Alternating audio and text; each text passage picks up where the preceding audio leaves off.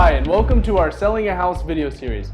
I'm Jason Brown with CTI, and in this video I'm going to share some information that will hopefully assist you in the process of selling a house by owner. First thing, let's hit real quick on when is it a good time to sell for sale by owner versus a good time to use a real estate agent or realtor. If a house is in need of a lot of repairs, like maybe JC's drawing with a bad roof, it can eliminate a lot of retail buyers from the equation. Major repairs with issues such as roofing, electric, plumbing, or AC can make it so that a house is no longer financeable for retail buyers. So if your house won't pass a 4-point inspection for insurance and you don't have the funds to fix it up before selling, in this case it may be your best bet to go for sale by owner.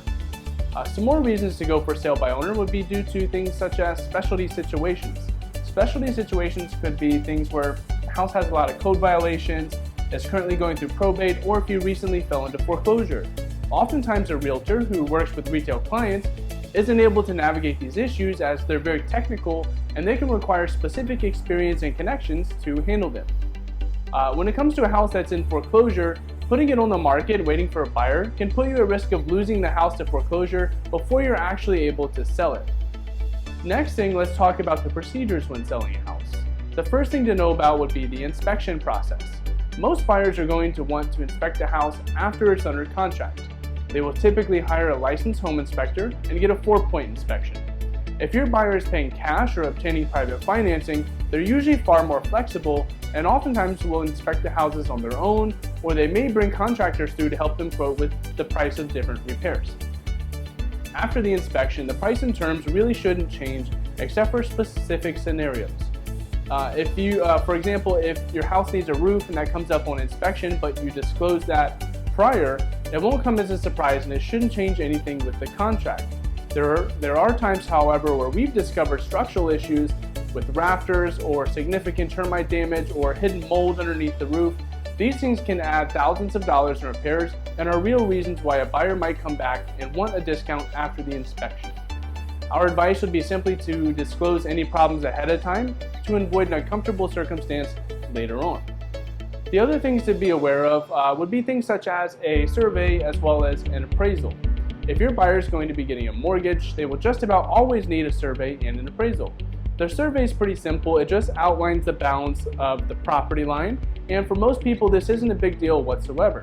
If this is an issue, 99% of the time you already know it before the survey is done, and you're probably already prepared to know what needs to get done to correct the problem. The appraisal would be a third-party opinion of what your home is worth so that the lender knows they are not loaning too much money against the house. So if your house were to appraise for less than the contracted price, your buyer may not be able to obtain funding to purchase it.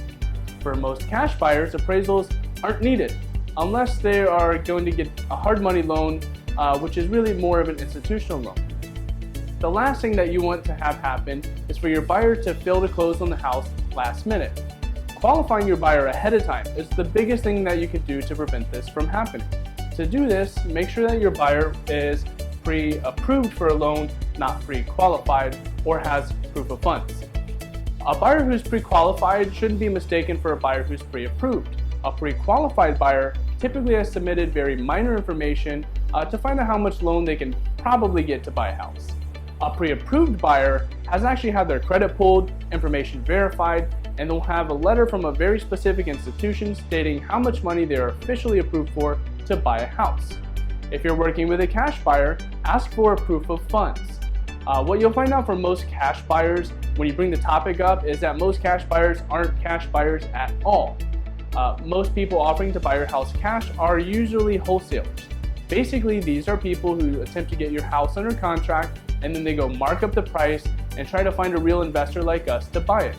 Wholesalers can be beneficial for some sellers, but you have to realize that there are many times when wholesalers are not able to find a real buyer and they will back out of the contract last minute.